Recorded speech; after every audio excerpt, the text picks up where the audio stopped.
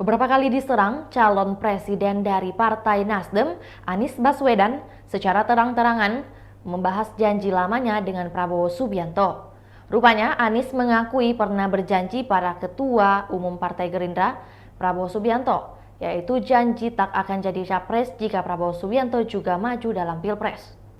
Menurut Anies Baswedan, janji itu diungkapkannya ketika masih menjabat sebagai Gubernur DKI Jakarta. Saat itu Anies Baswedan bertekad menyelesaikan jabatannya di Jakarta selama 5 tahun. Karena itulah Anies Baswedan tak tertarik membahas maju sebagai capres. Dalam kesempatan itu, Anies mengakui pernah menolak tawaran menjadi wakil Prabowo di Pilpres 2019 lalu. Penolakan itu karena mengingat janjinya pada warga Jakarta untuk menyelesaikan masa jabatannya sebagai Gubernur DKI ketimbang menjadi cawapres. Anies mengaku khawatir tak lagi mendapat kepercayaan jika begitu saja meninggalkan posisinya di Jakarta. Lebih lanjut, Anies menyebut tak pernah menyebut secara detail sampai kapan perjanjian dengan Prabowo berlaku. Karena kini ia tak lagi menjadi Gubernur DKI Jakarta, Anies merasa bisa maju sebagai capres di 2024.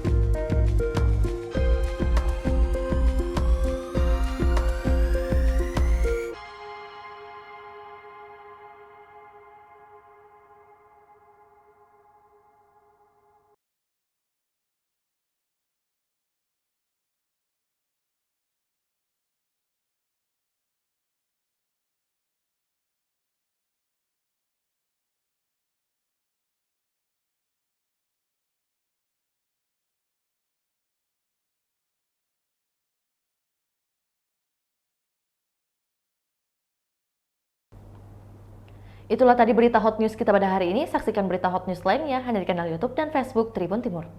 Terima kasih sudah nonton. Jangan lupa like, subscribe, dan share ya.